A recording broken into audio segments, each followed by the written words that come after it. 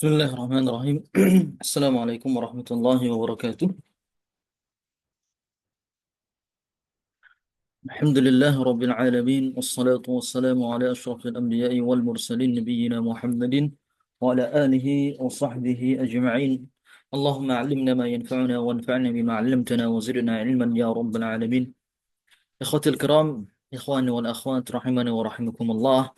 Pada pertemuan kali ini hari Rabu tanggal 19 Februari 2025, Alhamdulillah kita dipertemukan kembali dalam kajian rutin kita, Kitab Tauhid, ya, membahas tentang Tauhid Uluhiyah, yang mana pada pertemuan kali ini kita telah sampai ke bab yang ketujuh, Babu minasyirki lubusul halqati wal khayti wa nahwihima liraf'il bala'i aw daf'ihi. Ya. Babu minasyirki lubusul halqati wal khayti wa nahwihima liraf'il bala'i aw daf'ihi. Termasuk perbuatan syirik adalah memakai kalung dan gelang atau semacamnya untuk menghilangkan bala atau menolaknya. Jadi memakai kalung atau gelang ataupun hal-hal yang lain yang digantungkan dari benda-benda tertentu yang diyakini bisa menghilangkan bala atau untuk menolak bala, maka itu termasuk perbuatan syirik. Di sini Syekh Muhammad bin Abdul Wahab membawakan beberapa dalil, 1, 2, 3, 4, 5, ya. Ada 5 dalil yang membahas tentang perbuatan tersebut. Ya. Untuk barang-barang tersebut, ya, barang-barang yang diyakini memiliki khasiat-khasiat tertentu, ini tidak hanya terjadi di zaman dahulu saja, tidak hanya terjadi di zaman jahiliyah, bahkan masih kita dapati, ya, hingga di era modern ini, banyak di antara kaum muslimin yang mereka menggantungkan benda-benda tertentu, ya, untuk meyakini tolak bala. Ya. Benda tersebut bisa tolak bala. Ya. Dan di antara mereka ada yang menggunakan lafaz-lafaz Al-Quran. Nanti akan dibahas pada bab-bab berikutnya. Namun untuk sebatas, ya, pengantar, di antara kaum muslimin ada yang menggantungkan, ya, Al-Fatihah, ya, atau ayat-ayat ayat kursi, ya, atau lafaz basmalah di dinding-dinding rumahnya, ya, atau menggantungkan, ya, lafaz-lafaz lain di pintu, ya, di depan pintu, ya, untuk meyakini bahwasanya hal tersebut bisa menghilangkan bala.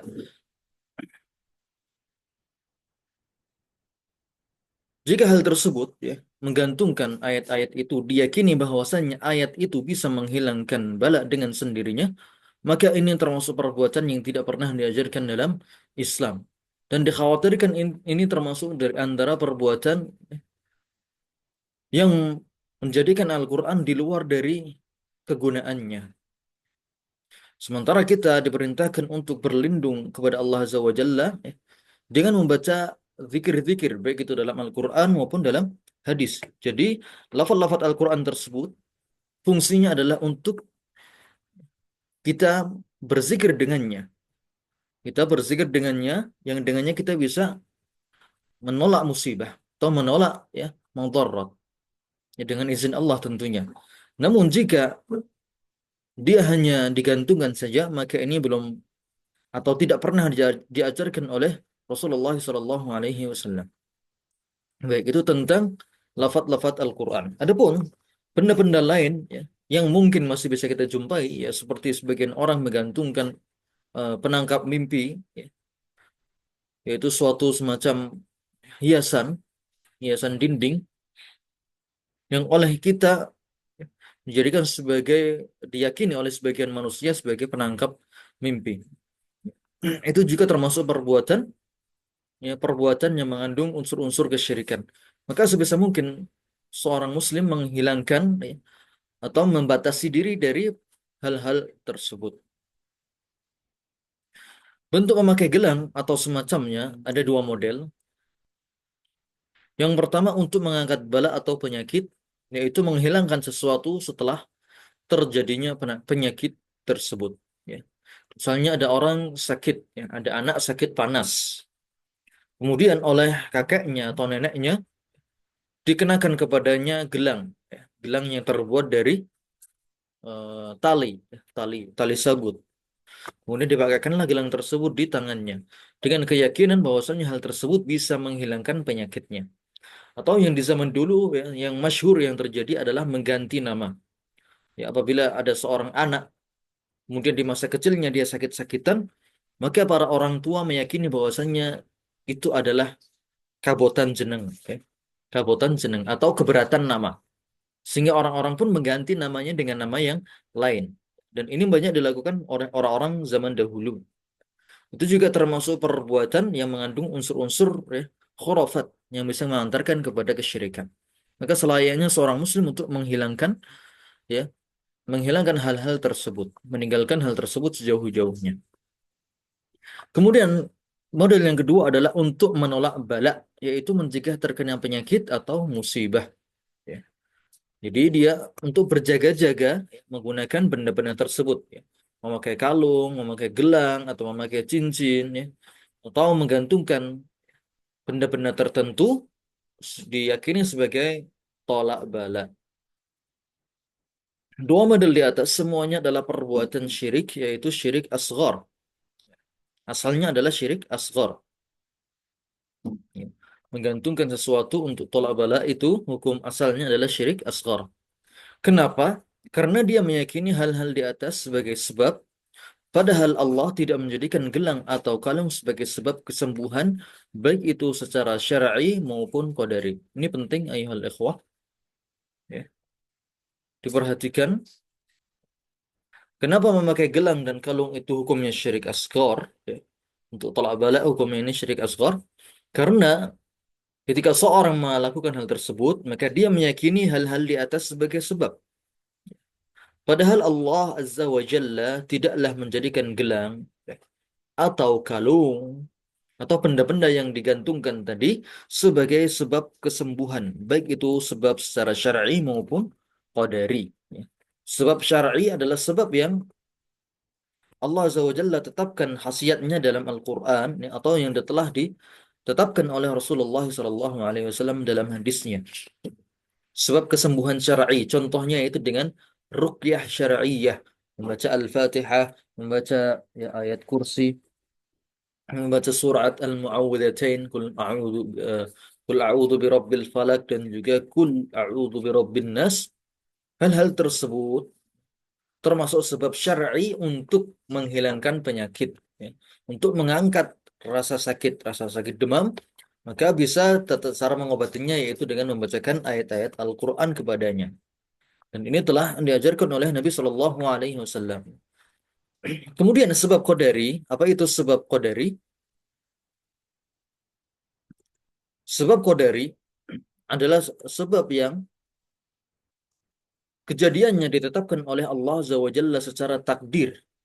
Sebab yang kejadiannya telah ditetapkan oleh Allah Azza wa Jalla secara takdir. Contohnya ketika seorang sakit demam, maka dia mengkonsumsi obat turun panas, ya, misalnya paracetamol. Ya. Ketika seorang sakit demam mengonsumsi paracetamol, maka dengan izin Allah, obat tersebut akan menurunkan demam dari orang tersebut. Ya. Itu adalah sebab qadari. Ya. Jadi sebab yang ada di dunia ini sifatnya cuma dua, yaitu yang pertama sebab syar'i yang telah ditetapkan oleh Al-Quran atau ditetapkan oleh Nabi dalam As-Sunnah. Kemudian yang kedua adalah sebab qadari yang telah Allah takdirkan hal tersebut terjadi. Ya, baik. Kemudian ayuhal ikhwah, memakai gelang dan kalung bisa hukumnya bisa berubah menjadi syirik akbar. Hukumnya bisa berubah menjadi syirik akbar jika benda-benda tersebut diyakini bisa memberikan manfaat atau menolak madarat dengan sendirinya. Ya. Jika benda-benda tersebut diyakini bisa memberikan manfaat atau menolak madarat dengan sendirinya tanpa campur tangan Allah Azza wa Jalla. Jadi dia memang meyakini bahwasanya benda-benda inilah yang menciptakan kesembuhan. Benda-benda inilah yang bisa menolak bala. Maka keyakinan-keyakinan itu merupakan keyakinan kesyirikan yang jenisnya adalah syirik akbar. Maka hendaknya seorang muslim berhati-hati dari perbuatan-perbuatan tersebut. Tayyib.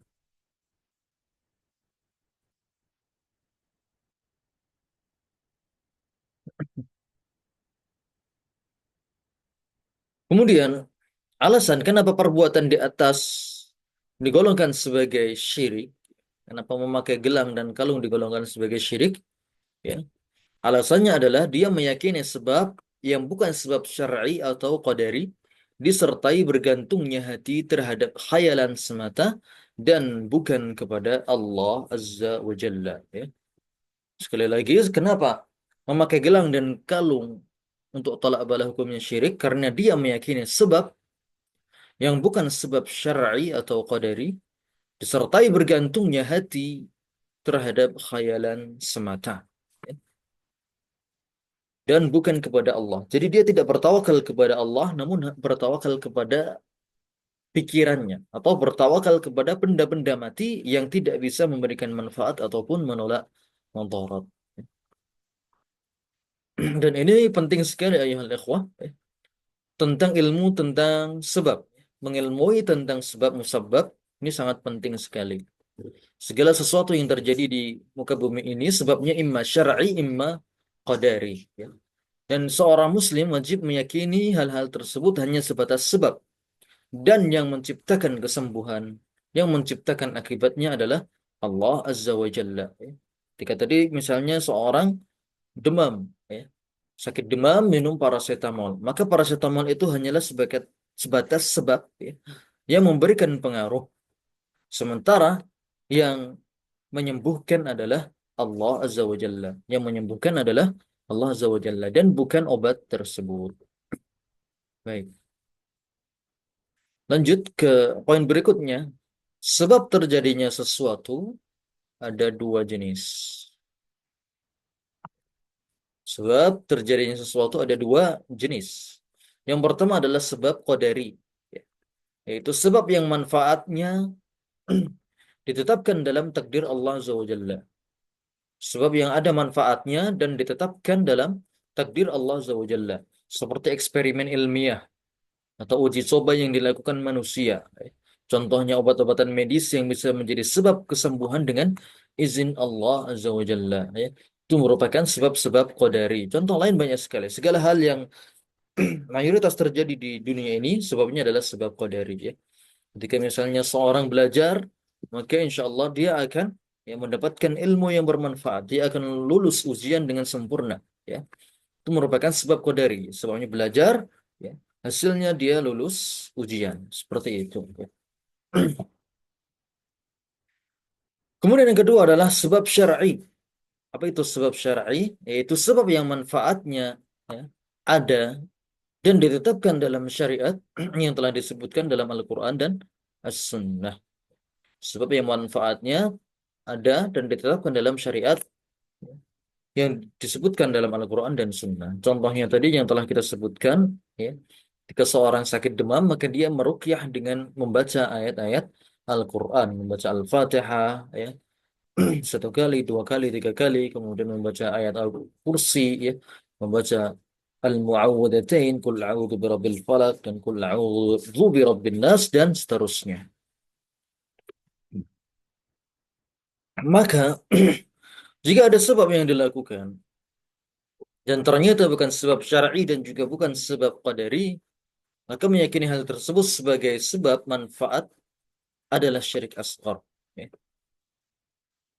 Ya. Ketika seorang melakukan sebab dan ternyata bukan sebab syar'i dan juga bukan sebab qadari, maka meyakini hal tersebut sebagai sebab yang bermanfaat adalah syirik asghar. Contohnya tadi gelang, ya.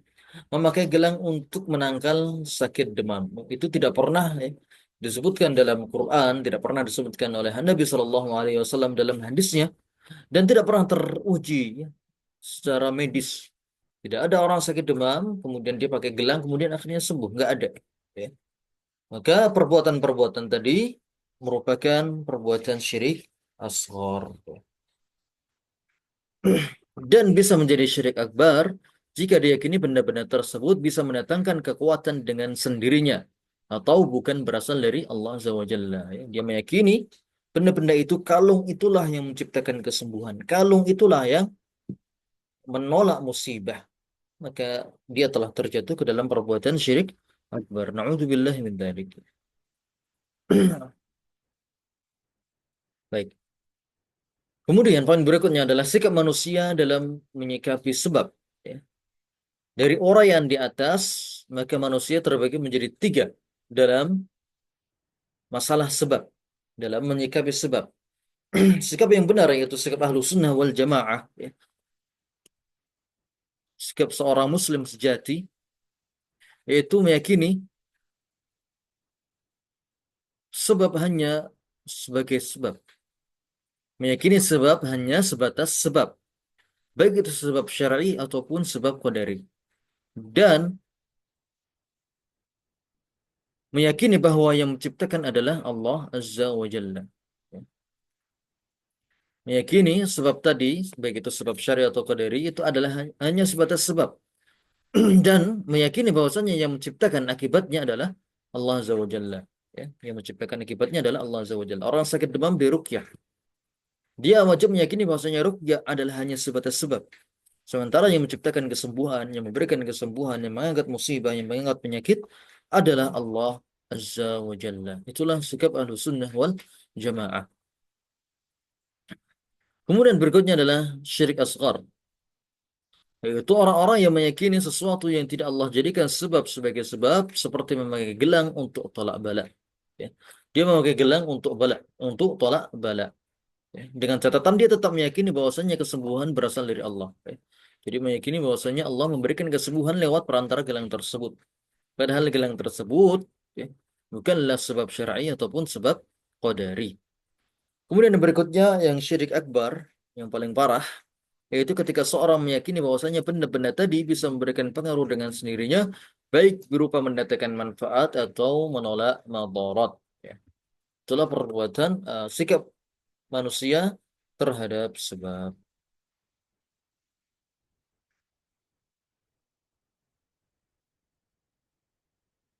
Baik.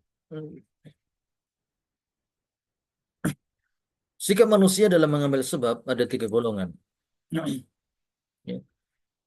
Poin yang tadi sikap manusia dalam menyikapi sebab. Kemudian poin berikutnya adalah sikap manusia dalam mengambil sebab. Maka di sini ada tiga golongan. Golongan pertama, golongan yang mengingkari sebab, menafikan hikmah perbuatan Allah Azza wa Jalla, seperti kaum Jabariyah dan Asy'ariyah. Yang mereka meyakini bahwasanya segala sesuatu ini, ya, benar-benar, ya, ada dalam genggaman Allah Azza wa Jalla, dan manusia sama sekali tidak memiliki kehendak, manusia sama sekali tidak memiliki pengaruh. Ya. Jadi manusia dalam keyakinan Jabariyah, ya, adalah seperti daun yang ditiup anginnya. Daun yang jatuh yang ditiup angin terombang-ambing ke sana kemari. Dia tidak memiliki kehendak, tidak memiliki kudrah, ya, tidak memiliki kekuasaan sama sekali. Ya. Atau seperti wayang yang digerakkan oleh dalangnya. Wayang hanya mengikuti pergerakan dalangnya saja. Ya. Dalangnya mengarahkan ke kanan maka dia ke kanan, dalangnya mengarahkan ke kiri maka dia ke kiri. Itu keyakinan Jabariyah. Jadi manusia sama sekali tidak memiliki kekuasaan, tidak memiliki kudrah, tidak memiliki iradah. Ya. Jadi manusia hanya sebatas benda mati yang digerakkan oleh pemiliknya saja.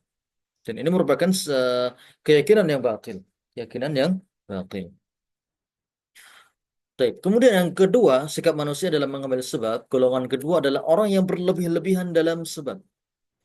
Hingga menetapkan sebab yang sebenarnya bukan sebab. Seperti kaum sufi. Ya. Contohnya tadi, ya.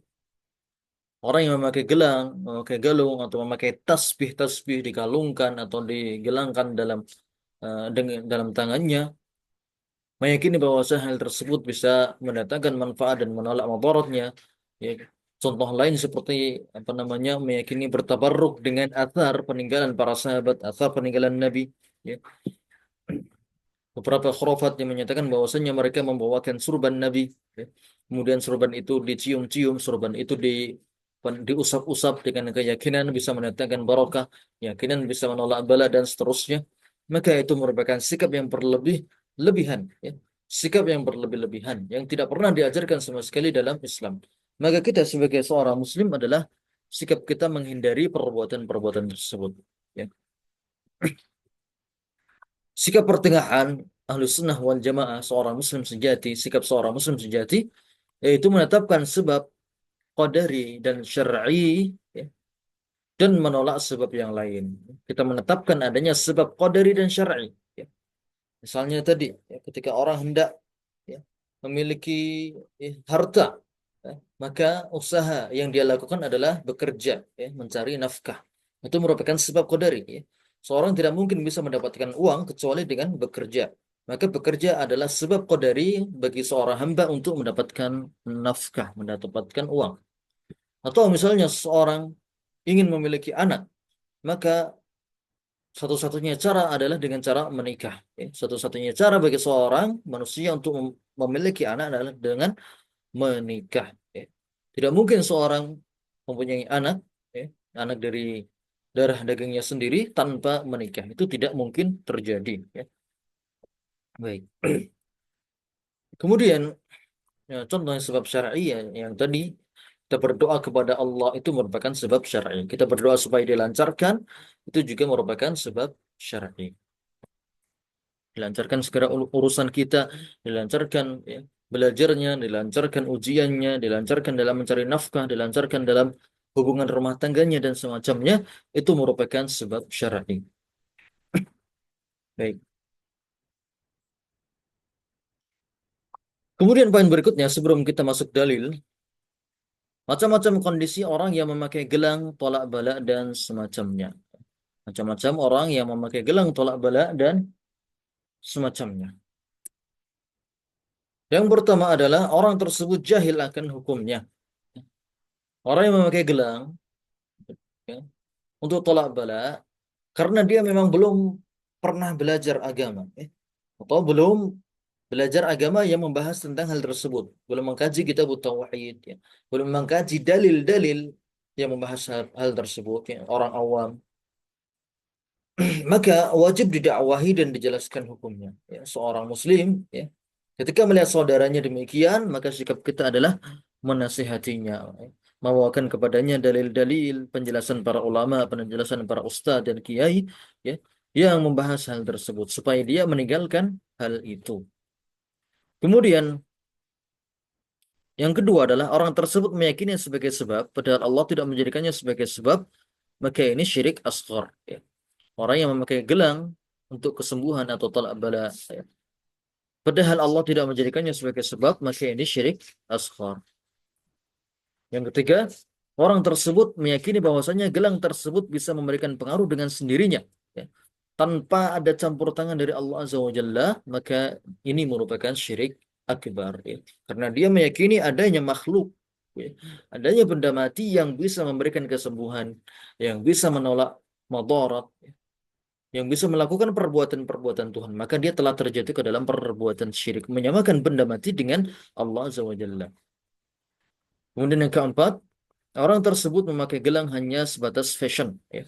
Seperti yang dilakukan oleh kebanyakan pemuda saat ini yang memakai gelang dari tali atau dari rotan, ya, hanya sebatas fashion saja. Apabila dia adalah seorang laki-laki, maka itu merupakan dosa besar. Ya, laki-laki muslim tidak selayaknya dia memakai perhiasan-perhiasan. Karena, ya, itu merupakan benda-benda yang dipakai oleh wanita, ya, benda-benda khas yang dipakai oleh wanita. Gelang, kalung, anting dan semacamnya itu merupakan aksesoris yang dipakai oleh wanita. Maka laki-laki muslim tidak selayaknya menggunakan benda tersebut, ya. Nabi Shallallahu Alaihi Wasallam melaknat laki-laki yang menyerupai wanita dan wanita yang menyerupai laki-laki, ya. Dikhawatirkan ketika seorang muslim laki-laki yang memakai gelang, maka dia terjatuh dalam tasyabbuh bin nisa, menyerupai wanita. Dan juga bisa menyerupai orang-orang musyrik, ya, budaya orang-orang kafir, ya, yang mereka dalam fashion mereka pakai kalung, pakai gelang, ya. Walaupun tidak diyakini itu sebagai tolak bala, namun ketika seorang muslim mengikuti gaya orang-orang kafir, maka itu juga merupakan tasyabbuh bil kuffar, menyerupai orang-orang kafir. Sehingga seorang muslim tidak selayaknya memakai gelang ataupun kalung ataupun cincin ya untuk hal-hal tersebut ya, untuk tolak bala atau untuk sebatas fashion. Nah, adapun yang dibolehkan hanya yaitu cincin ya. Cincin terbuat dari perak, maka ini hukumnya mubah saja. Hukumnya mubah. Atau paling banter yaitu memakai jam tangan. Jam tangan masih diperbolehkan untuk laki-laki. Baik, sekarang kita akan masuk ke dalam dalil-dalil yang disebutkan dalam kitab ini. Dalil-dalil yang disebutkan dalam kitab ini yang membahas tentang perbuatan tersebut, mengambil sebab yang bukan sebab syar'i ataupun qadari. Yang pertama adalah firman Allah Azza wa Jalla dalam surat Az-Zumar ayat 38, "Qul afara'aytum ma tad'un min dunillahi in aradani Allah bi dhurrin hal unna kashifatu dhurrihi aw aradani bi rahmatin hal hunna mumsikatu rahmatihi. Qul hasbi Allah alaihi tawakkalul mutawakkilun." Katakanlah wahai Muhammad, kalau begitu tahukah kamu tentang apa yang kamu sembah selain Allah? Jika Allah hendak mendatangkan bencana kepadaku, apakah mereka sembahan itu mampu menghilangkan bencana itu? Atau jika Allah hendak memberikan rahmat kepadaku, apakah mereka dapat mencegah rahmatnya? Katakanlah, hasbi Allah, cukuplah Allah sebagai pelindung bagiku. Dan hanya kepadanya orang-orang yang bertawakal berserah diri. Kasus pendalilan ayat dengan bab, yaitu ada pada lafaz, hal hunna kashifatu dhurrih. Apakah mereka, sembahan mereka itu, benda-benda itu, berhala-berhala itu, ya, mampu menghilangkan bencana itu, ya? Apakah ada selain Allah yang mampu untuk menghilangkan bencana? Atau adakah selain Allah yang mampu untuk mendatangkan manfaat? Maka ini merupakan soal ingkari, pertanyaan yang bersifat menyangkal, yang menunjukkan akan mustahilnya apa yang mereka harapkan. Ya. Dan di sini Allah SWT nyatakan bahwasannya sesembahan mereka sama sekali tidak memiliki kekuatan untuk menolong mereka seperti yang mereka sangkakan. Ya. Jadi benda-benda mati tersebut, berhala-berhala tadi sama sekali tidak memiliki kekuasaan sama sekali. Ya. Tidak bisa mendatangkan manfaat, tidak bisa tolak bala, tidak bisa mendatangkan kekayaan, tidak bisa memberikan kesembuhan dan lain sebagainya. Baik.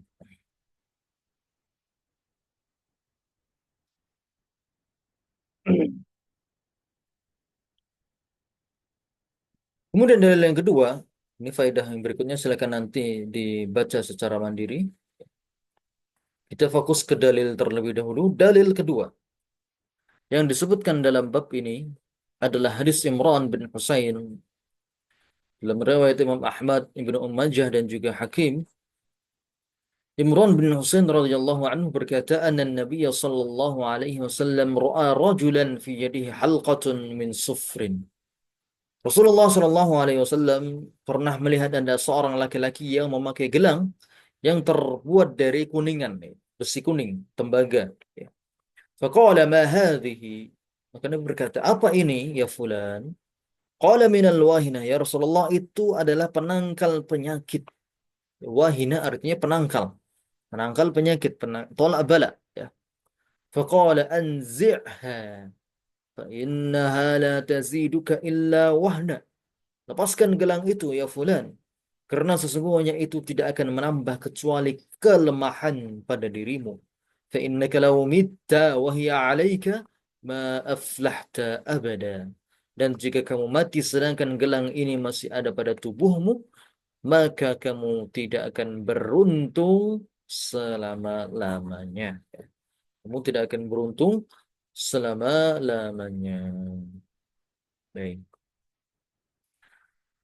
Maka sependalilan hadis dengan bab yaitu fa innaka law mitta fa innaha la fa innaka law mitta wa hiya 'alaika, jika kamu mati sedangkan gelang ini masih ada pada tubuhmu, ya, ma aflahta abada, kamu tidak akan beruntung selama-lamanya, ya.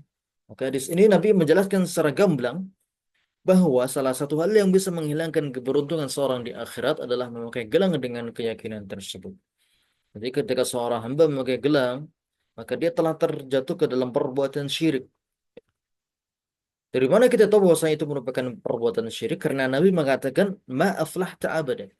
Lau mitta wa hiya 'alaika ma aflahta abada. Kalau kamu meninggal dalam kondisi gelang itu masih ada pada dirimu, kamu akan ya tidak akan beruntung selama-lamanya. Dan orang yang tidak akan beruntung adalah mereka yang terjatuh ke dalam perbuatan kekufuran atau kesyirikan. Sekali lagi, orang yang tidak beruntung di akhirat sebabnya adalah karena dia melakukan kekufuran atau kesyirikan. Adapun dosa-dosa yang lain, maka itu tahta masyiatillah. Dosa-dosa besar lain seperti mencuri ataupun korupsi itu tahta masyiatillah. Masih di bawah kehendak Allah. Jika Allah kehendaki, Allah ampunkan. Jika tidak, maka Allah akan adili. Namun untuk kasus syirik, maka kasusnya berbeda. Ya. Perbuatan kesyirikan dan kekufuran yang nyata, maka balasannya adalah tidak akan mendapatkan keberuntungan di akhirat. Tidak akan masuk surga. Ya, sehingga maknanya dia nanti tempatnya ada di neraka abadan. Maka na'udzubillah min dzalik. Inti dari hadis di atas yaitu upaya Rasulullah SAW memperingatkan salah seorang sahabat yang memakai gelang untuk tolak bala. Peringatan Nabi kepada salah seorang sahabat yang memakai gelang untuk tolak bala. Ya. Nabi katakan kepada orang tersebut, ya, maaflah abada, law fa innaha law fa innaha fa innaka law mitta wa hiya 'alaika ma aflahta abada. Orang yang memakai gelang dengan keyakinan tersebut akan dijauhkan dari keberuntungan akhirat. Maka hendaknya kita berhati-hati dari hal-hal semacam itu. Baik. Faedah.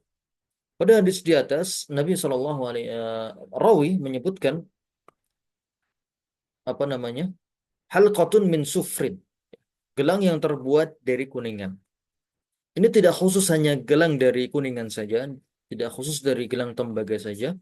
Ini juga berlaku untuk gelang-gelang lain yang dipakai untuk tujuan yang sama. Baik itu dari besi, ya, dari perak, atau dari emas, dari kayu, dari rotan, dari tali, dari sabut, dan semacamnya. Jika dia memakainya untuk tujuan-tujuan itu, ya tolak bala atau mengangkat musibah, maka hukumnya sama. Ma aflahta abada. Engkau tidak akan beruntung selama-lamanya.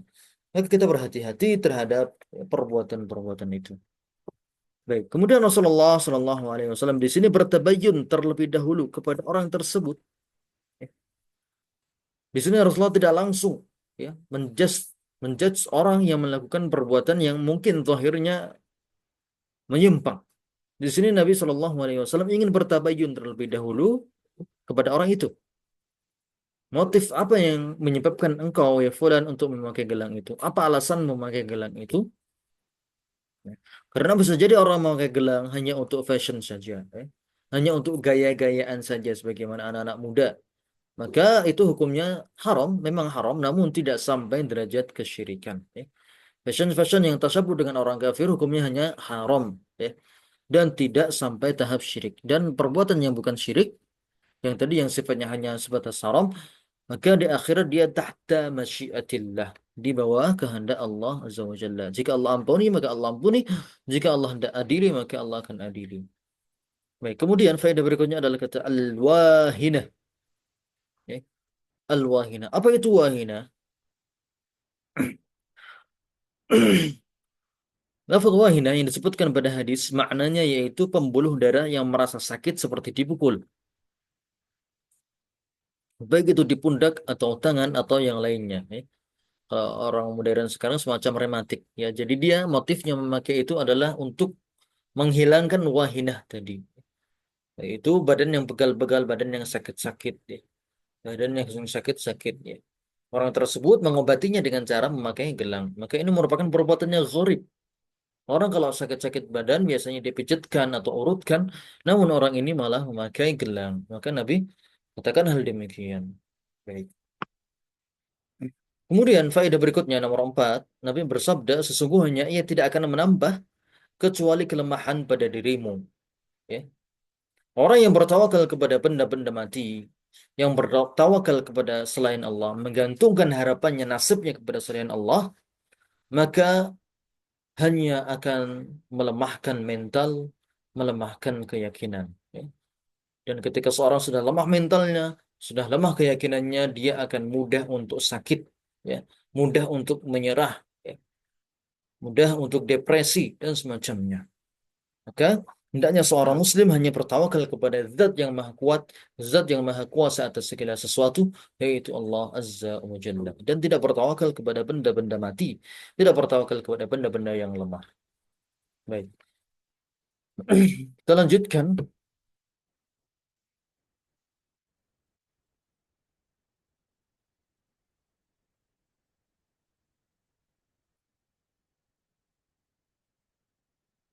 Dalil ketiga yang disebutkan dalam bab adalah hadis Ahmad dan juga Hakim dari riwayat Uqbah bin Nafi' radhiyallahu anhu secara marfu' dari Nabi sallallahu alaihi wasallam, "Man ta'allaqa tamimatan," tamimatan di sini ya. "Man ta'allaqa tamimatan fala atamallahu lah, wa man ta'allaqa wada'atan fala wada'allahu lah."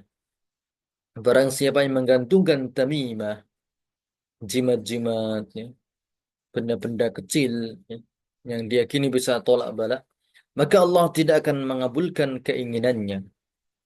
Dan barang siapa yang menggantungkan wada'ah, yaitu kalung dengan mata kerang, ini ada di zaman jahiliyah, yang mungkin sekarang juga masih ada, yaitu kalung dari mata kerang berbentuk apa namanya, kerang dengan yang berbentuk bulat seolah-olah mata, maka Allah tidak akan memberikan keterangan kepadanya. Ya. Siapa saja yang menggantungkan jimat-jimat tersebut, ya Allah tidak akan mengabulkan keinginannya dan Allah tidak akan memberikan ketenangan kepadanya. Dan doa Rasulullah untuk pelakunya, untuk para pelaku ini, orang-orang yang memakai jimat dan kalung dan gelang untuk tolak bala, doa-doa keburukan itu dari Rasulullah untuk para pelaku itu, ya, merupakan bukti nyata akan haramnya perbuatan tersebut. Tidaklah Rasulullah Shallallahu Alaihi Wasallam mendoakan keburukan atas sesuatu kecuali karena memang sesuatu itu adalah sesuatu yang dilarang oleh Allah SWT. Sesuatu yang sangat fatal, ya, sesuatu yang melanggar syariat. Tidak mungkin Rasulullah mendoakan keburukan untuk sesuatu yang sifatnya mubah, sesuatu yang boleh-boleh saja. Tidak mungkin didoakan keburukan. Yang didoakan keburukan adalah memang perbuatan-perbuatan yang sangat fatal yang mengandung kekufuran atau kesyirikan. Baik.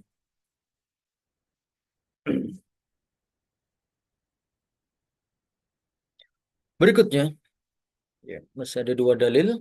Dalil keempat yang disebutkan dalam bab adalah hadis dalam riwayat Ahmad dan juga Hakim dari sahabat Uqbah bin Amir secara marfu', "Man ta'allaqa tamimatan faqad asyrak." "Man ta'allaqa tamimatan faqad asyrak." Barang siapa yang menggantungkan tamimah, yaitu jimat, maka ia telah berbuat kesyirikan. Ya, maka ia telah berbuat kesyirikan. Ya. Hadis ini secara jelas menyebutkan bahwasanya orang yang menggantungkan tamimah, jimat, ya, maka dia telah terjatuh ke dalam perbuatan syirik. Maksudnya adalah syirik asghar. Asalnya syirik asghar. Kecuali apa? Kecuali jika dia meyakini bahwasanya jimat itulah yang bisa mendatangkan manfaat dengan sendirinya, bisa menolak bala dengan sendirinya, maka dia telah terjatuh ke dalam perbuatan syirik akbar. Baik. Kemudian dalil kelima, kita baca teks Arabnya. Wa an Hudzaifah radhiyallahu anhu, ya, Hudzaifah mengatakan, hadis Hudzaifah, annahu ra'a rajulan fi yadihi khaitun minal humma. Hudzaifah pernah melihat ada seseorang yang di tangannya ada khait. Khait itu gelang, ya. Khait itu gelang yang terbuat dari tali. Ya, terbuat dari tali. Dari tali tambang yang kecil. Minal humma, untuk mengobati penyakit demam. Ya. Jadi orang ini memang memakai gelang dalam rangka mengobati penyakit demam. Faqata'ahu, maka kemudian Hudzaifah bin Yaman, salah seorang sahabat Nabi, memotong gelang tersebut. Ya. Kemudian beliau membaca firman Allah, "Wa ma yu'minu aktsaruhum billahi illa wa hum musyrikun." Ya. Baik, apa artinya wa ma yu'minu aktsaruhum billah? Ya. Dan sebagian besar dari mereka tidaklah beriman kepada Allah, melainkan dalam keadaan mempersekutukan Allah Azza wa Jalla dengan sesembahan yang lain. Ya. Hudzaifah radhiyallahu anhu membacakan ayat yang sesuai dengan keadaan tersebut. yang mana saat itu ada seorang yang memakai gelang tolak bala yang merupakan salah satu perbuatan syirik. Ya. Jadi sebagian manusia ya, yang mengaku beriman kepada Allah, ya, mengaku beriman kepada Allah, sholat 5 waktu, ya, namun ternyata dia masih melakukan perbuatan kesyirikan. Ya. Sebagaimana kisahnya Uzaifah ini, dia melihat ada seorang, ini orang Muslim, ya, orang Muslim beriman kepada Allah, ya, hidup di negara Islam. Namun ternyata dia masih melakukan perbuatan syirik. Maka Hudzaifah membacakan ayat ini, "Wa ma yu'minu aktsarhum billahi illa wa hum musyrikun." Dan sebagian besar dari mereka tidaklah mau beriman kepada Allah, ya, tidaklah sedang dalam kondisi beriman, melainkan mereka juga di satu sisi yang lain mempersekutukan Allah Azza wa Jalla, ya, melakukan perbuatan-perbuatan kesyirikan. Baik. Faedah muhimmah. Bentuk ingkarul mungkar tertinggi adalah mengingkari kemaksiatan dengan tangan atau kekuatan, ya, atau kekuasaan. Dan ini khusus bagi mereka yang memiliki kekuasaan atau pengaruh di kaumnya. Adapun orang yang tidak memiliki kekuasaan maka cukup hanya dengan nasihat saja. Tidak perlu sampai kemudian apa namanya memotong, ya, atau menghancurkan benda-benda itu. Penghancuran properti-properti kesyirikan dan kekufuran atau kemaksiatan itu hanya boleh dilakukan oleh ulil amri, para pemimpin kaum muslimin. Baik. Wallahu taala alam. Baik, ada lagi yang ditanyakan dan kita kirimkan setelah ini soal-soal evaluasi.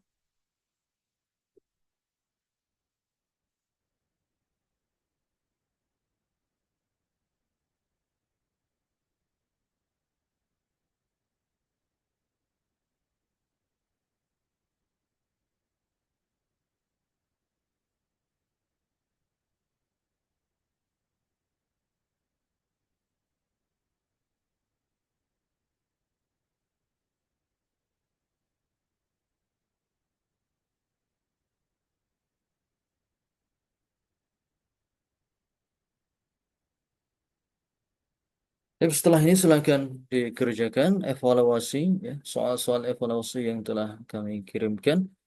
Insya Allah nanti akan direkap, ya, nilai-nilai yang telah terkumpul akan kita rekap dan kita paparkan. Kemudian juga sebagai nilai tambahan untuk ujian semester nanti. Baik.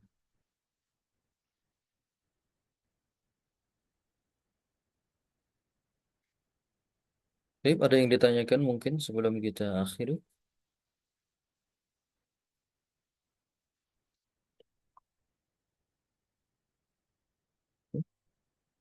Cukup. Mari kita